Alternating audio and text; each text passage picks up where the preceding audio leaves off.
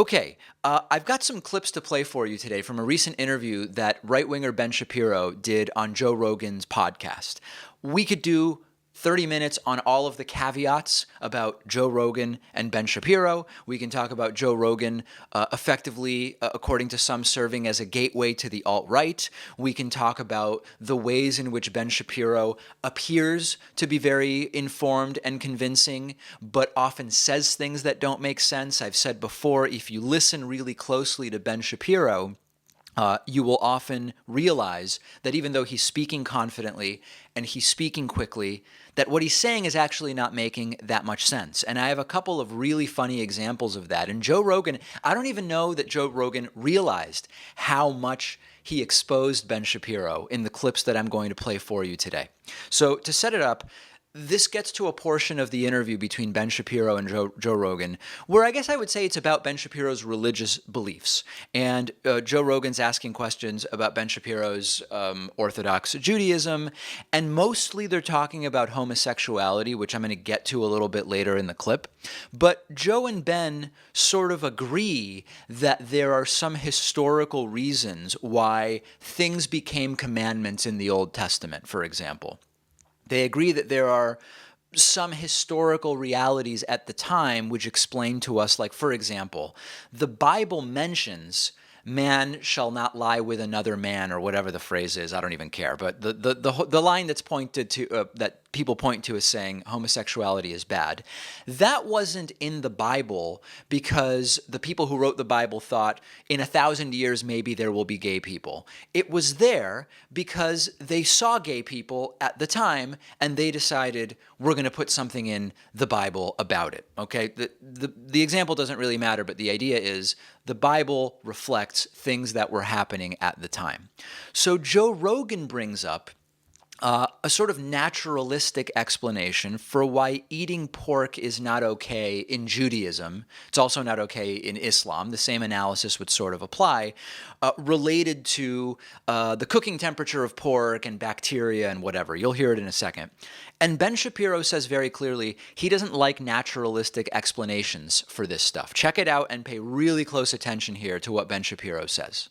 Like, the very reason to have a commandment is because certain people in your community are behaving in a particular way, presumably. Right. There's no commandment not to take your head and shove it in a meat grinder. Well, this is also the argument against pork, is because they didn't understand trichinosis. They didn't understand you have to cook the meat to 145 degrees and pork parasites, which are very dangerous for people. So I'm not a huge fan of naturalistic explanations for religion. Don't you think that's a good one, though, for pork? I mean, I don't know. Like, I think you could make an argument, maybe. Okay. Ben Shapiro says very clearly he's against naturalistic explanations for religion, meaning he doesn't like explaining religious precepts with sort of real-world justifications from nature. Ben Shapiro said very clearly he's against that. Fine.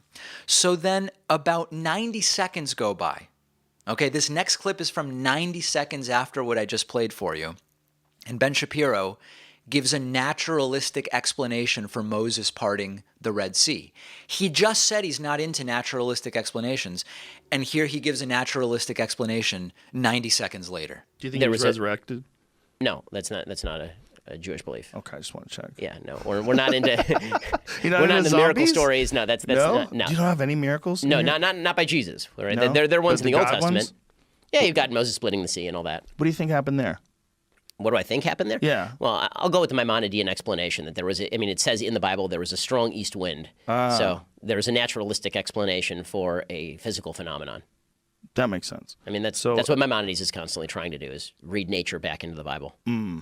Yeah. He says it's the miracle of Moses parting the Red Sea, and he naturalistically explains it, wind in the Red Sea area, which is a very common naturalistic explanation for the parting of the Red Sea in the Old Testament, which he just said he's not in favor of. He's not in favor of those types of explanations, except all of a sudden, when he is. And this reminds me of naturalistic explanations for Noah's Ark. If you talk to some religious people about Noah's Ark, they'll say, no, we've sort of identified where there were floods at the time based on geological records, and here is how it all could have worked, so on and so forth. Never explains how some of the species need salt water and some need fresh water, and how did they get all of that onto the ark for the time it had to be there. It doesn't explain how there are carnivorous animals, and if you only had 2 of each species, didn't any of them get eaten? Did you start with more than 2 and they were eaten down to 2? Or did carnivorous animals get fed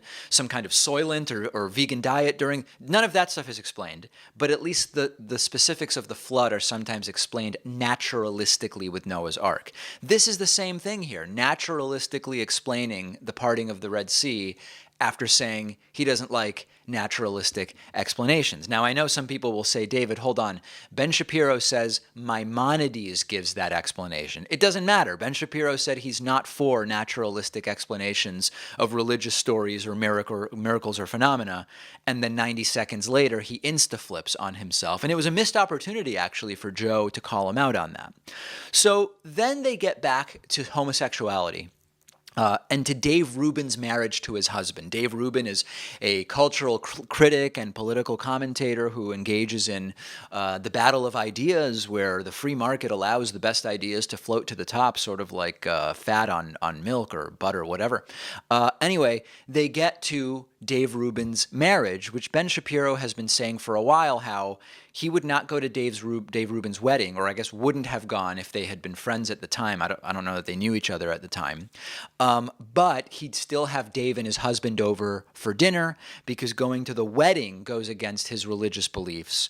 But I guess having them to dinner doesn't. And Joe Rogan just exposes the idiocy of it so easily. Right. And one of the things that the reason I keep coming back to the governmental regulation point is because my view is that if your view of discipline is not my view of discipline, good on you.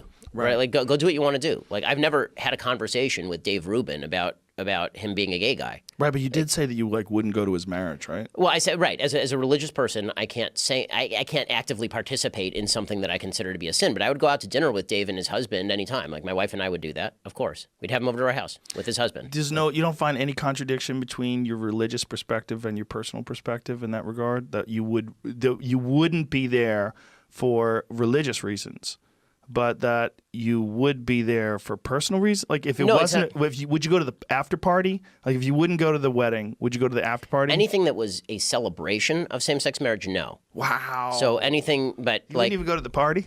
No. I mean, that's it. And that's that. What if there was a barbecue the next day? Would you consider it a tag on? And again, like, I'm not sure why. I'm not a good party person, so I'm not sure why anybody would want me at their party, frankly. I'm kind of a buzzkill. You'd be a great party. I haven't been to a party with you, but I went to a dinner party with you. That's true. We had a great time. That was a good time. That was a good time. That's a funny picture, man. That is a wild picture. People don't picture. know what the fuck to think about that picture. That is certainly true. Eric and Jordan and Sam, and it's a Dave wild picture. So Joe Rogan's being sort of funny about it. He's very presciently exposing the absurdity of what Ben Shapiro is saying.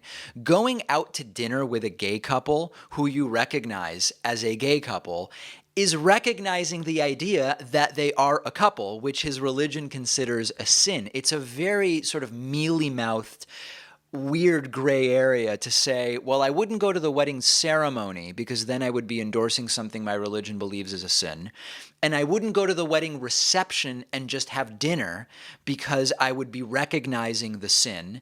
But like a couple days later, I'd go to dinner with them as a couple, which of course is recognizing them as a couple, which his religion believes is a sin. But that would sort of be okay in Ben Shapiro's mind. And, he says he wouldn't go to anything that celebrates same-sex marriage.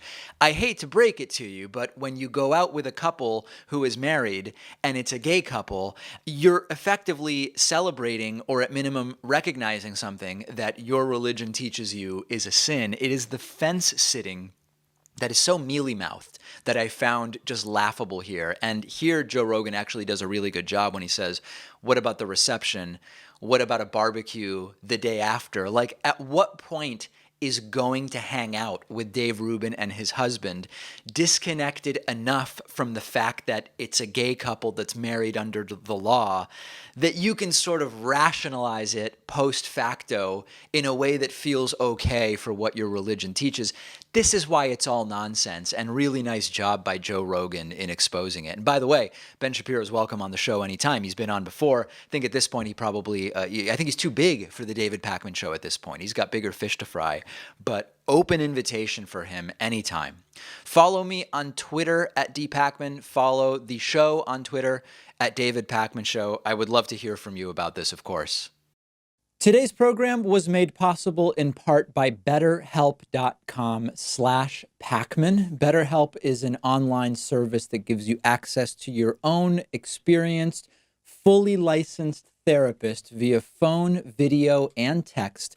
When you see a therapist in person in their office, it can take 3 weeks on average before you're able to get in for your first appointment. But with BetterHelp, you're matched with a therapist who fits your needs within just 24 hours, and you get the same professional service.